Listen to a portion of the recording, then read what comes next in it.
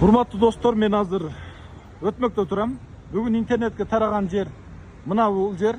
Ушул жерден жарака кетти, мост авария болду деген сөздөр соц тармактарга тарады.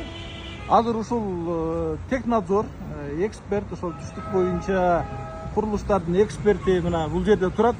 Түшүндүрмө бере кетсеңиз ушул жер боюнча. Бул жер кандай болуп ачык турат, кандай болуш керек, долбоордо кандай? Биз объектти текшербейбиз, биз долбоор текшеребиз. Долбоор боюнча бул заранее конструктивный схема боюнча коюлуп кеткен. Деформационный шов обязательно болуш керек. Мунун диаметри сооружения почти 50 метр болгон үчүн муну 4кө бөлдүрткөнбүз.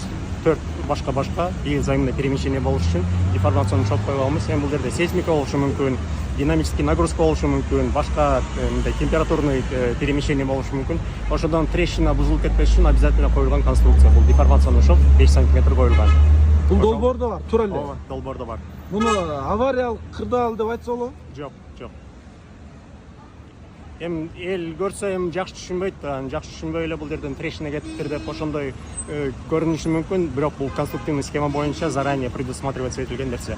Бул башка көпүрөлөрдө, курулуштарда барбы? Ооба, бардык эле көпүрөлөрдө, бардык курулуштарда, имараттарда бүт баар жөнүндө болот.